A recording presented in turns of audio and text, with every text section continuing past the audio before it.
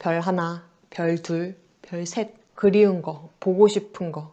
아직 나 젊어. 나 아직 청춘이야. 추억, 사랑, 쓸쓸함, 동경시, 어머니가 그리워요. 비가 슉슉슉슉 이렇게 내리고 개구리가 옆에서 개굴, 개굴, 개굴 이렇게 울어요. 그게 부끄러워서 흙으로 탁 덮어놨죠. 여러분 안녕, 햄터쌤이에요. 오늘은 윤동주의 별에는 밤 같이 배워볼게요. 윤동주의 별에는 밤 보니까 총 1연부터 10연까지로 이루어져 있어요. 전체 10연 가운데서도 1연부터 7연까지는 과거를 떠올리고 있죠. 고향이 아닌 타지에서, 타양에서 밤에 아름다운 별을 바라보면서 유년 시절에 대한 생각을 떠올리는 거야. 아, 과거엔 이렇게 아름답게 내가 지냈었는데, 가족들과 이렇게 지냈었는데, 어머니 보고 싶다, 그리워요. 이렇게 과거에 대한 상념을, 그리움을 드러내고 있다면 그 뒤에 8년, 9년은 자기 현재 모습에 대해서 성찰하고 있죠. 현재 나 무기력하게만 이렇게 지내고 있는 자기에 대한 자아 성찰, 부끄러움, 그런 부분이 드러나고 있어요. 하지만 10연에서는 새로울 미래에 대한 희망과 소생 의지를 드러내고 있죠. 그러니까 이 작품은 과거, 현재를 되돌아보면서 미래까지 나아가서 생각하고 있는 작품이라고 할 수 있겠죠. 그러면 1년부터 같이 볼게요. 계절이 지나가는 하늘에는 가을로 가득 차 있습니다. 지금 1년에 가을이라는 계절적 배경이 나와요. 보통 가을이라고 하면 되게 쓸쓸한 계절이죠. 괜히 막 상념, 생각이 많아지고 나 지금 잘 살고 있는 거 맞는가 이러면서 깊은 사색에 빠지는 그런 시간적 배경이기도 하죠. 그래서 자기 반성의 시간 이기도 하면서 쓸쓸함의 정서를 환기시켜주죠. 이 시에서 자아 성찰을 하게 될 거라 했잖아요. 지금 자아 성찰을 할 수 있는 분위기를 만들어주는 거야. 윤동주의 다른 작품, 자아상이라는 작품도 보면 우물가에 가서 우물 속에서 자기 자신을 바라보는 그런 자아 성찰을 하기 전에 그때도 뭔가 고즈넉하고 조용한 분위기를 먼저 만들어주죠. 이 시 역시 마찬가지예요. 1연에서 가을이라는 계절적 배경을 통해서 쓸쓸함의 정서, 깊은 사색을 할 수 있는 시간의 분위기를 만들어주고 있어요. 2연 이어서 볼게요. 나는 아무 걱정도 없이 나는 이 시의 화자죠. 시적 화자. 근데 아무 걱정도 없이 순수한 마음으로, 편안한 마음으로. 근데 진짜 아무 걱정이 없을까요? 진짜 아무 걱정이 없을 수도 있어. 지금 아직까지는. 아직 자아 성찰을 하지 않았으니까. 근데 뒤에 부분 보면 자아 성찰을 통해서 부끄러움을 느끼게 될 거예요. 사실 부끄러움을 느끼는 게 편안한 마음은 아니죠. 그래서 지금 나는 아무 걱정도 없다 이런 걸 어떻게 보면 반어적인 표현일 수도 있겠다라고 생각할 수도 있어요. 가을 속의 별들을 다 헤일 듯 합니다. 별이 나왔어요. 제목도 별 해는 밤이죠. 별을 해는 것. 도대체 별을 해는 것은 어떤 의미일까? 별이란 건 무엇일까? 근데 해다는 또 무엇일까? 일단 이 해다부터 말하면 숫자를 세는 것처럼 세다의 평북 방언이에요. 그러니까 사투리야.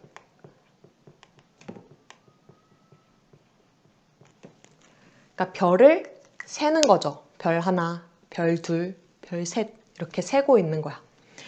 이 별의 의미가 뭔지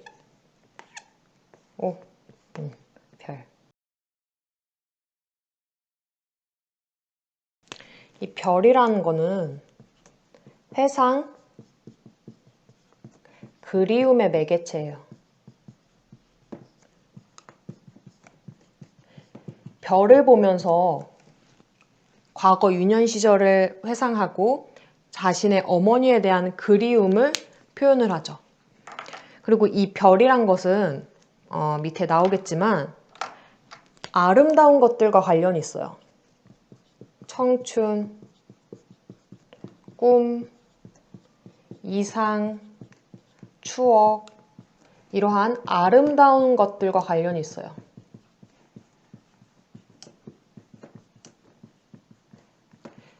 별을 보면서 과거를 회상하고 그리워하는데 그 그리워하는 대상, 회상하는 것은 다 아름다운 것들에 대한 회상이죠. 내가 싫어했던 거, 불쾌하게 느꼈던 거, 생각하고 싶지도 않은 끔찍한 거, 그런 거 생각하는 거 아니잖아. 내가 추억하면서 미소 지을 수 있는 거, 그리운 거, 보고 싶은 거, 그런 거에 대해서 추억을 하고 있죠. 3년 이어서 같이 보겠습니다. 가슴 속에 하나둘 새겨지는 별을 이제 다 못 해는 것은 쉬 아침에 오는 까닭이요 내일 밤이 남은 까닭이요 아직 나의 청춘이 다하지 않은 까닭입니다. 가슴 속에 하나둘 새겨지는 법, 별을 보면서 떠오르는 하나둘 내가 그리운 것들, 아름다운 것들은 지금 다 못 해는 것, 이제 다 못 한다. 왜냐면 그 이유에 대해서 나오고 있죠. 쉬 아침에 오는 까닭이요. 항상 밤일 순 없죠. 또 밤이 지나서 아침이 오잖아. 아침이 오면 별을 보기 힘들어지잖아요. 그래서 그런 현실적인 제약, 아침이 오는 까닭이기도 하고 또 내일 밤이 남은 까닭이요. 내일 또 아침이 되고 또 내일 또 밤이 와서 또 별을 볼 수 있잖아. 오늘 밤에 이 별을 다 볼 필요는 없어.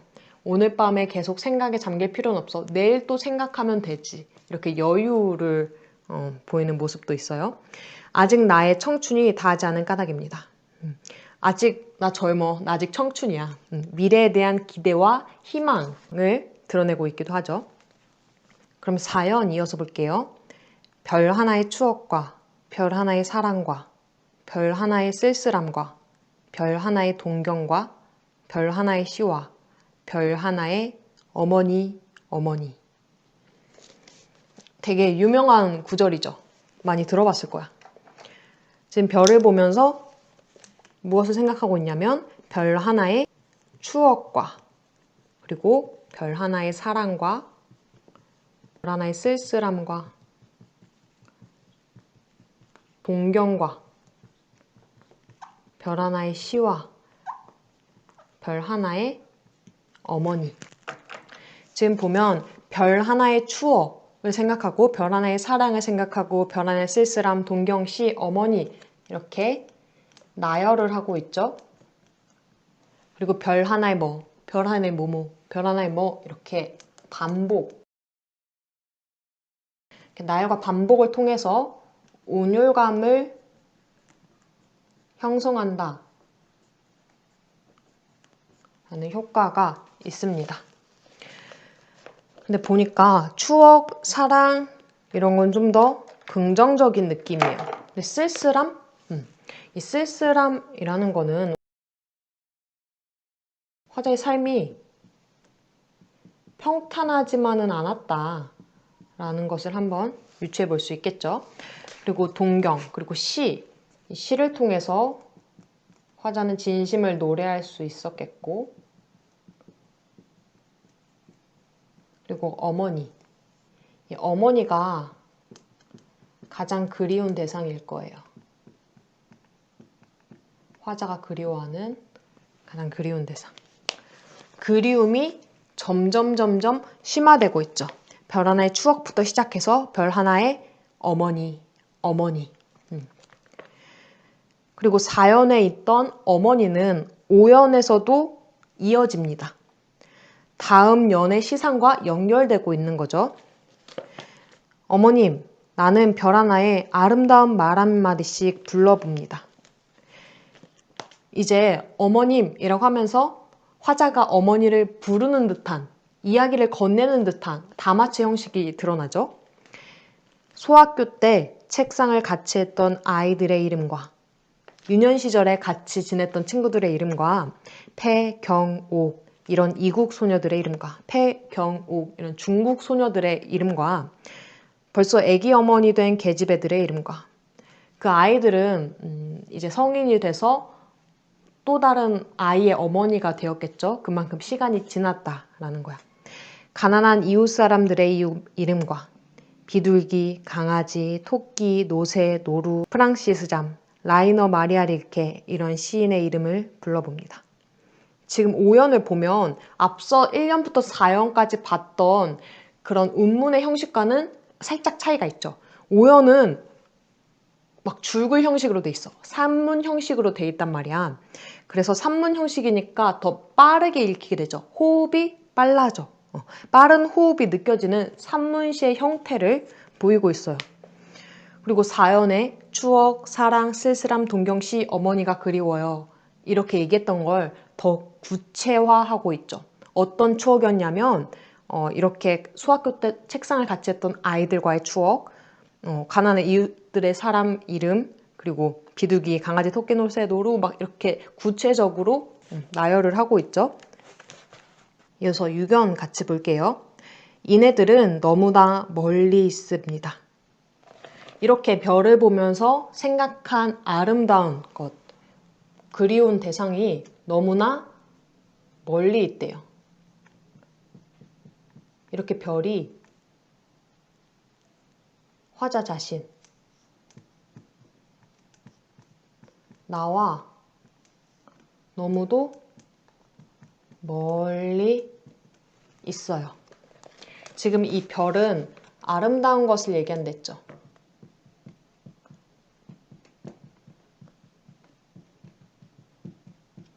그리고 이 아름다운 것들, 그리운 것 중에 가장 그리운 어떻게 보면 어머니라고도 할 수 있어. 지금 어머니는 북간도에 계세요. 그리고 나는 이 멀리 있는 아름다운 것들, 고향에 계신 어머니를 또 그리워하고 그런 상태예요. 어머님, 7연. 어머님, 그리고 당신은 멀리 북간도에 계십니다. 지금 1년부터 7년은 과거를 회상하고 있는 부분이었어요. 현재 고향이 아닌 곳에서 아름다웠던 유년 시절, 그리운 대상을 회상하고 있는 부분. 이제 8년부터 9년은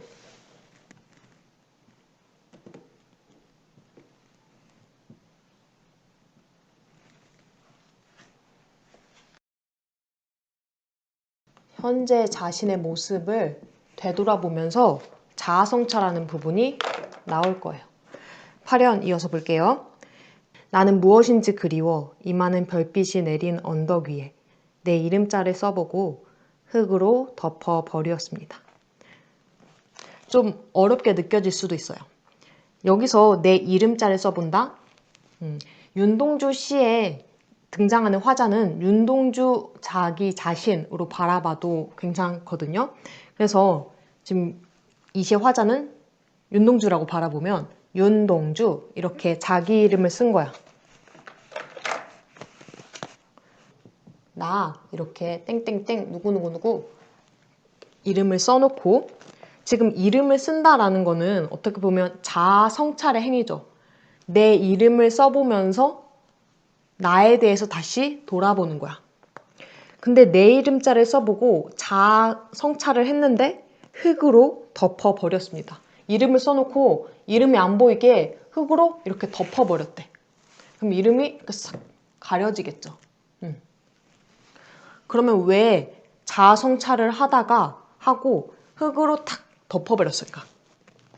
내 이름을 보기 싫은 거? 왜 그랬을까? 스스로가 부끄러웠기 때문에 그거를 덮어보려고 했던 거겠죠. 그래서 스스로 흙으로 덮어버렸습니다. 이거는 스스로에 대한 부끄러움과 반성의 태도라고 할 수 있겠죠. 그래서 현재 화자는 자아 성찰을 하고 있고 그로 인한 부끄러움을 느끼고 있는 상태예요. 이어서 9연 볼게요. 나는 밤을 새워 우는 벌레는 부끄러운 이름을 슬퍼하는 까닭입니다. 여기서 우는 벌레라고 나오죠. 우는 벌레? 근데 갑자기 벌레가 왜 올까? 이 우는 벌레는 화자 감정 이입의 대상이에요. 우는 벌레,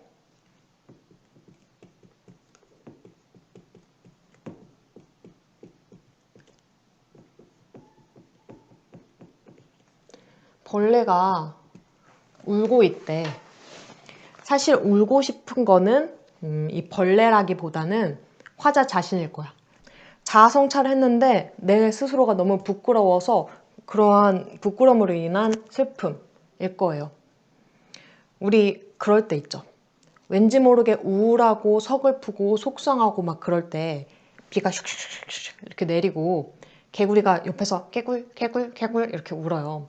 그럼 꼭 개구리가 개구리야 너도 개구라 너도 슬퍼서 우는구나 이렇게 내 감정을 이입해서 바라볼 수도 있잖아.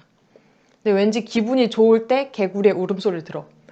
개구리가 노래를 부르는구나 이렇게 생각할 수도 있고. 그러니까 같은 대상을 바라봐도 내 감정 상태가 어떠느냐에 따라서 그 대상이 하는 행동이 달리 보이는 거죠.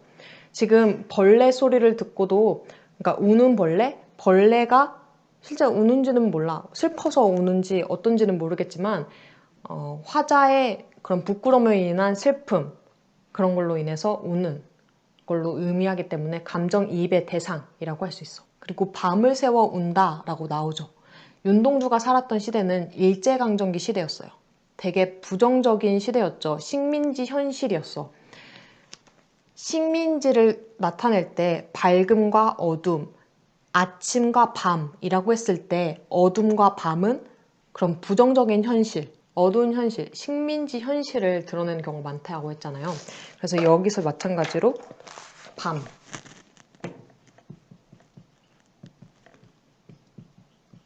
어두운 현실을 나타낸다. 이렇게 일제강점기 어두운 현실임에도 불구하고 적극적으로 대항하고 저항하지 못하는 스스로에 대한 부끄러움으로 인해서 슬픈 감정이 일어나고 그걸 우는 벌레라고 감정을 이입해서 나타나고 있는 부분이었어요. 이제 마지막 시변 같이 볼게요.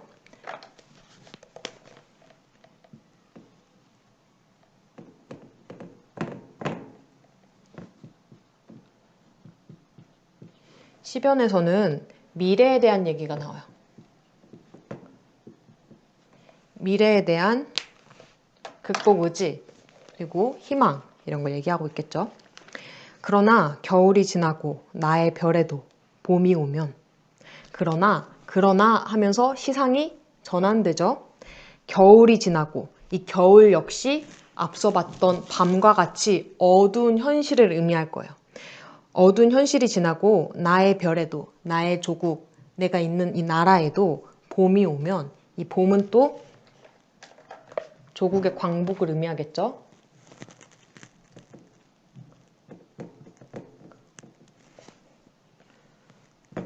밤, 겨울 이건 어두운 현실일 거고 봄은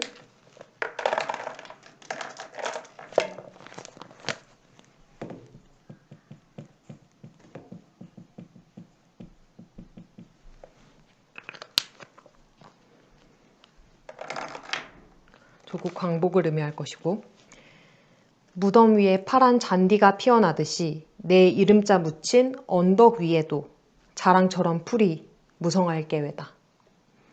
지금 무덤이라는 부분이 나오는데 아까 파련에서 내 이름 석자를 써놓고 거기에 흙으로 덮어버렸다라고 했잖아. 근데 꼭 이 모습이 이 나라는 글씨가 안 보이게 이름이 안 보이게 무덤 같은 모양을 지녔어요. 이 무덤은 사실 죽음, 절망을 의미하죠. 근데 왜 굳이 그냥 흙덩이, 그냥 모래 언덕, 뭐 성 이렇게도 바라볼 수 있는데 굳이 왜 무덤이라고 바라봤냐면 여기에는 속죄양 모티프가 들어가 있기 때문이에요.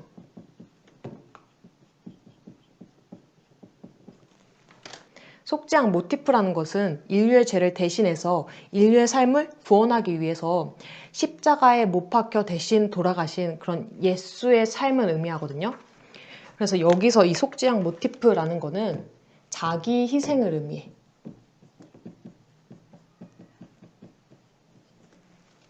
지금은 밤, 겨울 이러한 어두운 현실이지만 조국의 광복이라는 봄을 위해서는 기꺼이 나 자신을 희생하겠다라는 자기 희생의 의지를 보여주고 있죠. 그리고 자기 희생을 통해서 내가 무덤과 같은 이런 죽음을 각오한다면 파란 잔디가 피어나듯이 풀이 무성할 것이다 라고 하고 있죠. 여기서 풀이라는 건 부활과 재생의 의미를 가지고 있죠. 나를 희생함으로 인해서, 그러니까 내가 죽어서 무덤이 만들어지면 그 위에 부활, 재생, 풀이 생길 것이야 라고 미래에 대한 희망,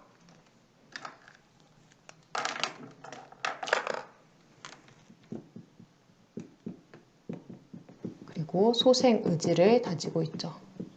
다시 살리려고 하는 의지를 다지고 있어요. 네, 오늘 윤동주의 별에는 밤 같이 배워봤습니다. 별에는 밤에서 이 별의 의미는 회상, 그리움의 매개체인 것과 동시에 추억, 사랑, 쓸쓸함, 동경, 시, 어머니 이런 자신이 지향하는 내적 세계와 그리고 그리운 아름다운 것들을 비유하고 있습니다. 별을 보면 별의 이미지를 정말 잘 썼다고 생각이 되는 게 이 별이라는 거는 물리적으로 멀리 떨어 있죠. 지금 현재 지상에 있는 우리들, 나와 별은 공간적으로도 멀리 떨어진 의미를 줘요. 그래서 지금 타양에 있는 화자가 고향에 있는 아름다운 것들, 유년 시절에 같이 있었던 추억과 사랑과 어머니에 대한 그리움, 이런 게 물리적으로, 공간적으로도 멀리 떨어져 있지만 또한 시간적으로도 거리감이 있다고 볼 수 있어요. 우리가 지금 바라보는 이 별빛은 지금 현재 바라볼 수 있는 이 별빛이 아니죠. 과거 엄청 멀리 떨어져 있기 때문에 과거로부터 온 별빛이 지금 보이게 되는 거잖아. 그런 시간적인 의미로서도 이 별이란 이미지를 참 시에서 잘 사용했다라고 생각이 듭니다. 어둠 속에서도 아름답게 반짝이는 별들이지만 다가갈 수 없는 이미 과거의 빛이 되어버린 그런 것들에 대한 그리움을 나타내는데 정말 적합한 이미지라고 할 수 있겠습니다. 네, 오늘 수업도 정말 수고 많으셨고요. 혹시 궁금한 점이 있거나 듣고 싶은 강의가 있으면 댓글로 남겨주세요. 한 컷 문학으로 마무리할게요. 안녕.